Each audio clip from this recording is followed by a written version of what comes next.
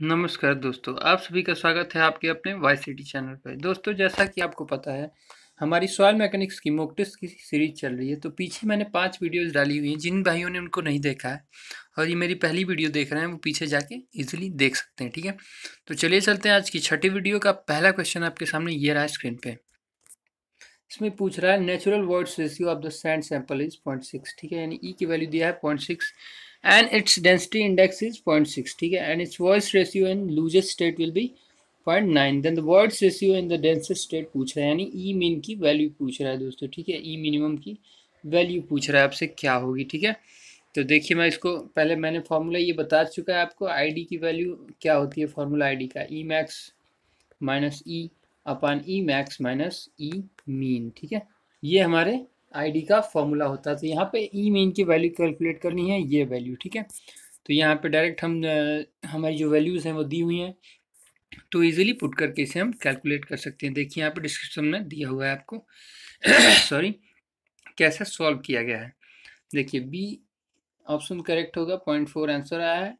देखिए कैसे सॉल्व किया। ई की वैल्यू मैंने बताया दिया हुआ है, आईडी की वैल्यू दी हुई है, और ई मैक्स यानी लूजेस्ट स्टेट में वॉइड्स रेशियो दिया हुआ है। ठीक है, और क्या पूछ रहा है, डेंसेस्ट स्टेट में हमारा वॉइड्स रेशियो यानी ई मीन की वैल्यू पूछ रहा है। देखिए यहाँ पे इजिली इसको पक्षांतर करके यहाँ से ई मीन की वैल्यू कैलकुलेट कर ली गई है। ठीक है, चलिए चलते हैं नेक्स्ट क्वेश्चन पे। ये रहा आपके सामने 77वां क्वेश्चन आपके सामने स्क्रीन पे। ठीक है, इसमें रिलेटिव डेंसिटी पूछ रहा है सॉइल किसके बराबर होगी। देखो दोस्तों, ठीक है, rho max minus rho min upon rho max minus rho into 100 के, या rho minus rho min upon rho max minus rho min into 100 के, या rho max by rho into rho minus rho min upon rho max minus rho min into 100 के, या rho max plus rho into 100 sorry upon rho max minus rho min. तो किसके बराबर होगी आपको ये बताना है। तो ये फॉर्मूला है दोस्तों, हमारा जो सी ऑप्शन है वो करेक्ट ऑप्शन होगा। ठीक है, C will be the correct answer. The relative density of the soil is equal to the rho max upon rho into rho minus rho min upon rho max minus rho min into 100%। ठीक है, देखिए इसको कैसे solve किया हुआ है आपको मैं बताता हूँ यहाँ से। देखिए यहाँ पे कैसे किया हुआ, इसने सीधा सा फॉर्मूला पुट किया हुआ है। ये फॉर्मूला ही होता है दोस्तों, आपको याद करना पड़ेगा ये चीज़। ठीक है, आईडी यहाँ से ये भी फॉर्मूला होता है आईडी का, rho max upon rho in bracket में rho minus rho min upon rho max minus rho min bracket close into 100%। ठीक है, या और करके रो की वैल्यू हमें पता है 1/गामा-d हो जाती है ड्राई डेंसिटी। तो यहाँ पे उसकी वैल्यू पुट किया और सीधे आपको यहाँ पे दे दिया है। ये भी फॉर्मूला होता है दोस्तों। ये दोनों फॉर्मूला आपको ध्यान रखने हैं, एग्जाम में आ सकते हैं। चलते हैं नेक्स्ट क्वेश्चन पे। 78 आपके सामने ये रहा स्क्रीन पे। The liquid limit and plastic limit of a soil sample are 60% and 30% respectively. ठीक है, 60 और 30% रिस्पेक्टिवली है। The percentage of soil fraction with grain size finer than 0.002 mm is 20। ठीक है, the activity ratio of soil sample is, क्या होगा activity ratio. तो पहले तो आपको ये जानना होगा कि एक्टिविटी रेशियो होता क्या है। ठीक है दोस्तों, तो एक्टिविटी रेशियो का बोलते हैं आईडी, यानी density index of soil, sorry इसको प्लास्टिसिटी इंडेक्स बोलते हैं आईपी। ठीक है, आईपी अपान 2 माइक्रोन से छोटे जो जितने भी पार्टिकल हैं अपन percentage finer than the quantity of हमारे पार्टिकल्स जो होते हैं परसेंटेज फाइनर देन 2 माइक्रोन। ठीक है, ये इसका रेशियो होता है एक्टिविटी। तो इसको हिंदी में बता दूं आपको, चलिए सॉल्व ही कर लेते हैं। यहाँ पे देखिए इसको सॉल्व किया हुआ है, आपको मैं इसको ब्रीफ करता हूँ। ठीक है, देखिए लिक्विड लिमिट दी हुई है 60%, प्लास्टिक लिमिट 30% दी हुई है, और क्ले का परसेंटेज 20 दिया हुआ है। ठीक है, तो क्या करनी है हमें, आईपी की वैल्यू कैलकुलेट करनी है, यानी प्लास्टिसिटी इंडेक्स। तो W L minus W P जो होता है वो आईपी के बराबर होता है। ठीक है, तो यहाँ 60 माइनस 30 करेंगे 30 आ जाएगा। ठीक है, यहाँ पे 30/20 then 1.5, then answer will be 1.50। ठीक है, चलिए दोस्तों चलते हैं नेक्स्ट क्वेश्चन पे। नेक्स्ट क्वेश्चन 79 ये रहा आपके सामने स्क्रीन पे। The voids ratio of Macaceous and sand sample in dense and loose state are 0.4 and 1.2 respectively. The relative density of a soil for the in place of voids ratio will be 0.6. ठीक है, आसान question, denser state और loser state दोनों दिया हुआ है, और यहाँ नॉर्मल ई की वैल्यू दिया है और आईडी की वैल्यू पूछा है। इजीली सॉल्व कर लेंगे। ई मैक्स माइनस ई अपॉन ई मैक्स माइनस ई मीन पे रख के डायरेक्ट सॉल्व कर लेंगे। सीधे सॉल्व करेंगे दोस्तों, हमारा क्वेश्चन आंसर आ जाएगा 75। देखिए बहुत ही आसान क्वेश्चन था, छोटा सा क्वेश्चन। दोस्तों मैंने आपको पहले भी वीडियोस में बता चुका हूँ और फिर से बता रहा हूँ दोस्तों, हमारा जो भी क्वेश्चन होता है एग्जाम में न्यूमेरिकल, वो बहुत लंबा या लेंथी नहीं रखा जाता है। हमारा एग्जामिनर बस हमें ये जानना चाहता है कि फॉर्मूले हमें याद हैं और हम उसको इजीली क्वेश्चन से रिलेट करके पुट करके सॉल्व कर सकते हैं, बस यही जानना चाहता है एग्जामिनर। ठीक है, तो नॉर्मल सा फॉर्मूला और उस पर सारे वैल्यूज दी हुई हैं, यहाँ पे आंसर आ जाएगा 75% B. Then B will be the correct answer of this question. देखिए क्वेश्चन अच्छा क्वेश्चन है दोस्तों, यूपीपीएससी स्टेट इंजीनियरिंग ए 2007 के पहले पेपर में और यूपीपीएससी स्टेट इंजीनियरिंग ए 2003 में 2 बार पूछा गया है। ठीक है, चलिए चलते हैं नेक्स्ट क्वेश्चन पे। नेक्स्ट क्वेश्चन 80 ये रहा आपके सामने स्क्रीन पे। The minimum water content at which a soil just began to crumble when rolled into threads 3 meter diameter is known as, क्या बोलते हैं उसे? Shrinkage limit, plastic limit, consistency, liquid limit. तो 3 सेकंड का आपको टाइम दिया जाता है, आप सोच लीजिए क्या होगा आंसर, फिर मैं बताता हूँ। तो correct answer will B plastic limit दोस्तों। ठीक है, जब ये एक्चुअली डेफिनेशन ही दे दी गई है, डेफिनेशन जो होती है प्लास्टिक लिमिट की यही होती है। ठीक है, 3 mm का थ्रेड अगर बन रहा है हमारा, तो सॉइल जो है ये अपनी प्लास्टिक लिमिट पे होगी। ठीक है, देखिए यहाँ पे डिस्क्रिप्शन में थोड़ा सा आपको देख लेते हैं हम क्या है।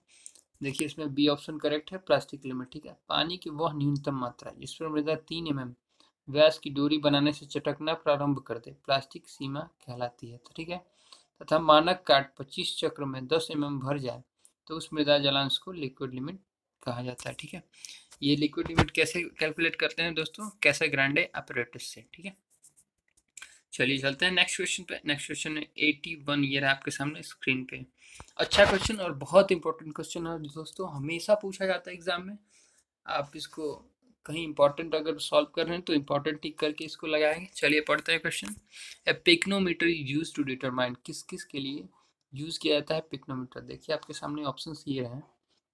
पहला ऑप्शन है water content and voids ratio. ठीक है, दूसरा specific gravity and dry density, तीसरा water content and specific gravity, चौथा voids ratio and dry density. ठीक है, तो इसमें आपको करेक्ट आंसर ढूंढना है। ठीक है दोस्तों, तो आप 3 सेकंड का टाइम दिया जाता है आपको, आप ध्यान दीजिए, फिर मैं बताता हूँ आपको what will be the correct answer. ठीक है, तो दोस्तों मैं बताता हूँ आपको पिक्नोमीटर जो है हमारा क्या क्या कैलकुलेट करता है। तो पिक्नोमीटर कैलकुलेट करता है वाटर कंटेंट और specific gravity. Then we can say that the our option C will be the correct answer. चलिए देखते हैं इसका डिस्क्रिप्शन, ये रहा आपके सामने स्क्रीन पे।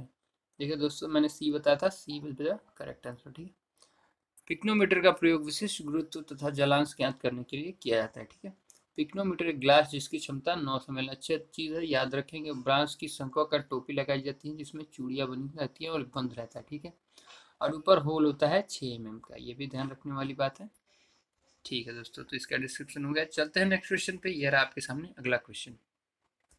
Soil sample of the soil has following properties, क्या क्या दिया हुआ है प्रॉपर्टीज, लिक्विड लिमिट दी हुई है, प्लास्टिक लिमिट, श्रिंकेज लिमिट और नेचुरल मॉइस्चर कंटेंट यानी वाटर कंटेंट दिया हुआ है। ठीक है, कंसिस्टेंसी इंडेक्स कैलकुलेट करना है। तो कंसिस्टेंसी इंडेक्स का फॉर्मूला क्या होता है ये मैं पहले आपको बता दूं, IC बोल सकते हैं। कंसिस्टेंसी इंडेक्स को फॉर्मूला होता है liquid limit minus water content upon plasticity index into 100। ठीक है, ये हम कंसिस्टेंसी इंडेक्स कैलकुलेट कर सकते हैं। ठीक है दोस्तों, आप मेरी बातों पर ध्यान दीजिएगा क्योंकि प्रॉपरली यहाँ स्क्रीन पे लिखा नहीं जा रहा, तो आप बातों पे ध्यान देंगे तो आप इजीली हमारा फॉर्मूले से रिलेट कर पाएंगे। ठीक है, तो देखिए यहाँ पे जो मैंने फॉर्मूला बताया, देखिए आपके सामने ये लिखा हुआ है। ठीक है, IP की वैल्यू यहाँ से कैलकुलेट करेंगे, वैल्यूज सीधे दी हुई है, इसको डायरेक्ट यहाँ पुट करेंगे और क्वेश्चन का आंसर निकाल लेंगे। ठीक है दोस्तों, 15/20, then we can say that option A will be the correct answer of this question. ठीक है दोस्तों, चलिए चलते हैं नेक्स्ट क्वेश्चन पे। नेक्स्ट क्वेश्चन 83 आपके सामने ये रहा है स्क्रीन पे। क्या कह रहा है दोस्तों, hydrometer analysis is based on. ठीक है, हाइड्रोमीटर विश्लेषण आधारित होता है किसके ऊपर, Stokes law, sorry Darcy law, Poise law, Stokes law and Dupuit law. ठीक है, तो दोस्तों 3 सेकंड का टाइम है आपके लिए, आप ध्यान देंगे फिर बताएंगे किसके ऊपर ये हमारा जो हाइड्रोमीटर टेस्ट होता है, हाइड्रोमीटर एनालिसिस किसके ऊपर बेस्ड होती है। ठीक है, तो जो है ऑप्शन विल बी, मैं बताता हूँ सी जो ऑप्शन है वो करेक्ट होगा। ठीक है, Stokes law based on the sorry, hydrometer analysis is based on the Stokes law, ठीक है। इसमें हमें पता है स्टोक्स लॉ में क्या होता है, जो इसी में जो है टर्मिनल वेलोसिटी होती है दोस्तों, जो कि पार्टिकल्स जो कोलाइड सॉल्यूशन होते हैं वो जब डिस्पर्स्ड होके हमारे सेटल करते हैं तो एक कांस्टेंट वेलोसिटी की कुछ स्पीड के बाद एक कांस्टेंट वेलोसिटी से मूव करने लगते हैं, जिसे हम टर्मिनल वेलोसिटी कहते हैं, ठीक है। ये स्टोक्स लॉ के अंदर ही आता है दोस्तों, ठीक है। चलिए चलते हैं इसके डिस्क्रिप्शन पे, मैं आपको दिखाता हूँ इसमें क्या लिखा हुआ है डिस्क्रिप्शन में। हाइड्रोमीटर स्टोक के नियम पर आधारित है, ठीक है, जिसका प्रयोग द्रवों के विशिष्ट गुरुत्व ज्ञात करने के में प्रयोग किया जाता है। अतः इसका प्रयोग में स्टोक का नियम का आधार माना जाता है, स्टोक लॉ को बेस माना जाता है, बेस लॉ माना जाता है, ठीक है। चलिए चलते हैं नेक्स्ट क्वेश्चन 84। ये रहा आपके सामने स्क्रीन पे। ए सॉइल हैज लिक्विड लिमिट 60%, यानी WL की वैल्यू 60% दी हुई है। WP प्लास्टिक लिमिट की वैल्यू 35%, श्रिंकल लिमिट SR की वैल्यू 20% दी हुई है, WS बोलेंगे उसे। And it has a natural water and W की वैल्यू दी हुई है 50%। और यहाँ पूछ क्या रहा है, लिक्विडिटी इंडेक्स, ठीक है। तो लिक्विडिटी इंडेक्स का फॉर्मूला आपको पता होना चाहिए। लिक्विडिटी इंडेक्स जैसे प्लास्टिसिटी इंडेक्स होता है एक, और एक होता है लिक्विडिटी इंडेक्स। तो इसमें क्या होता है दोस्तों, इसमें हम WL, ठीक है, लिक्विडिटी इंडेक्स में क्या बोलते हैं, वाटर कंटेंट में से घटाते हैं WP को। सॉरी, यहाँ पे W फिर से मैं क्लियरली लिख देता हूँ, इसका फॉर्मूला आपके सामने स्क्रीन पे IL लिख सकते हैं इसको। लिक्विडिटी इंडेक्स का फॉर्मूला होता है water content minus plastic limit, ठीक है, अपन IP प्लास्टिसिटी इंडेक्स, ठीक है।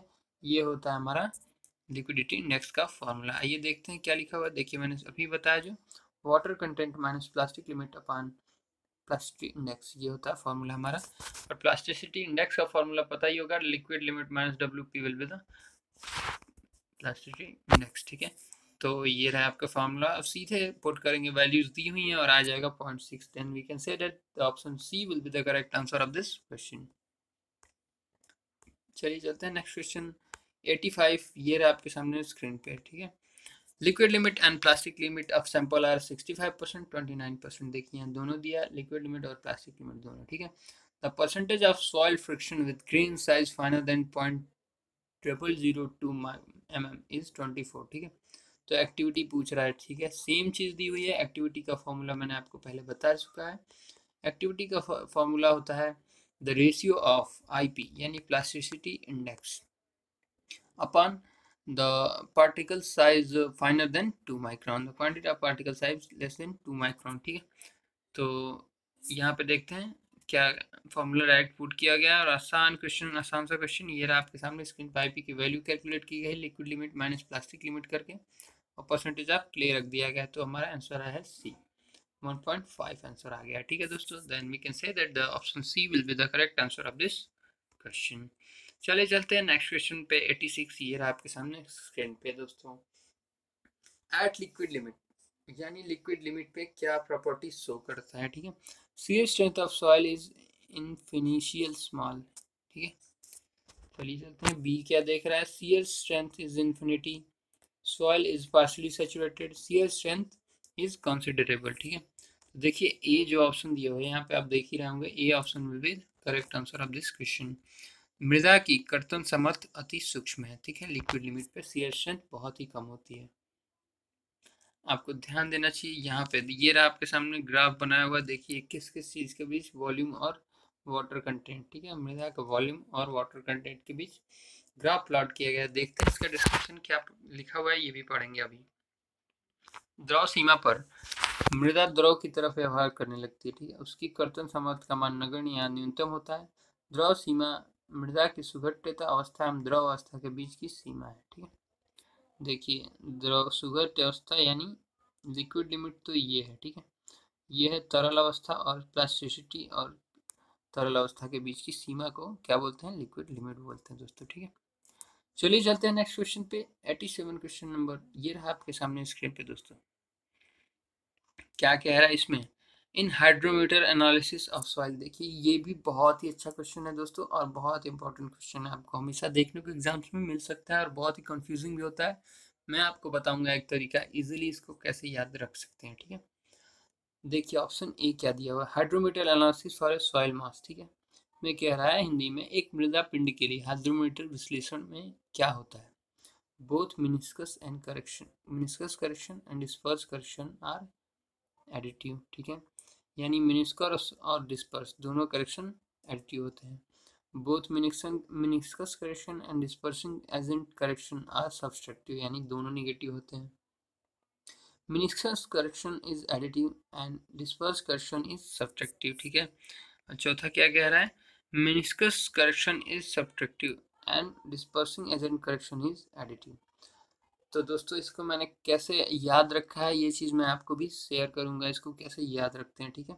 देखिए यहाँ पे मिनिस्कस दिया हुआ है, यानी इसको माइनस अगर हम मान लेते हैं, ठीक है, तो मिनिस्कस करेक्शन हमेशा उल्टा होता है, माइनस है तो पॉजिटिव कर देंगे, ठीक है, यानी माइनस शो कर रहा है तो पॉजिटिव करेक्शन शो कर देंगे, ठीक है।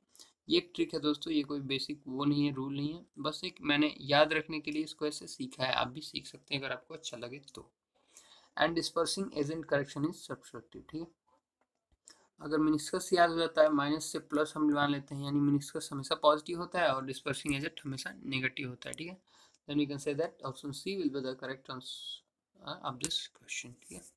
आइए डिस्क्रिप्शन देख लेते हैं इसका थोड़ा सा, ये रहा आपके सामने स्क्रीन पे। मेनिस्कस संशोधन क्या होता है, इसमें ये दिया हुआ है, हाइड्रोमीटर में पाठ्यांक जल के निचले तल पर होना चाहिए, लेकिन परंतु वास्तव में पाठ्यांक ऊपरी तल पर लिया जाता है, क्योंकि नीचे की ओर हाइड्रोमीटर का अंशांकन बढ़ता है, अतः वास्तविक मान से कम प्राप्त होता है, ठीक है।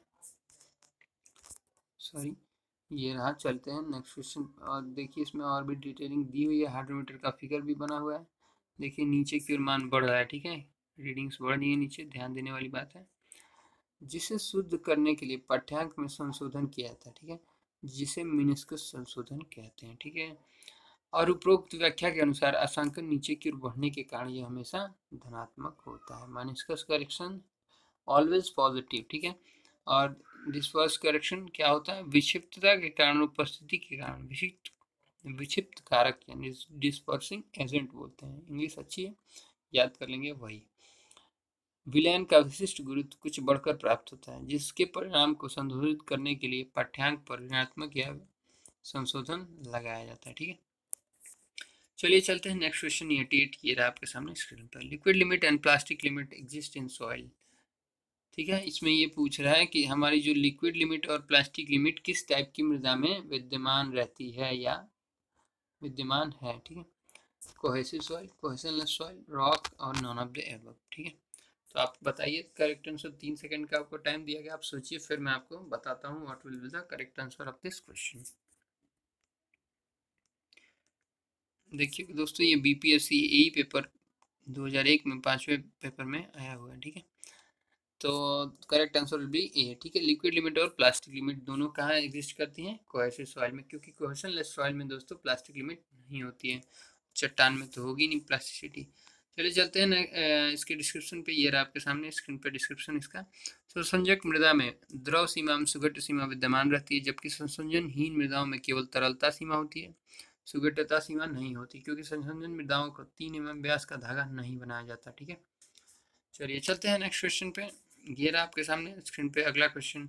Stokes law does not hold good if the size of particle, बहुत ही अच्छा क्वेश्चन, इज ग्रेटर देन, क्या होगा, आपको याद रखने के लिए बहुत ही अच्छा क्वेश्चन है। देखिए बीपीएससी ए पेपर 5 2006 में ये पूछा गया है, और बहुत ही अच्छा क्वेश्चन दोस्तों, आपको हमेशा याद रखना चाहिए। इसमें ये पूछ रहा है कि Stokes law doesn't hold good if the size of particle is greater than, किससे ज़्यादा हो जाए तो हमारा Stokes law फॉलो नहीं करता है, ठीक है।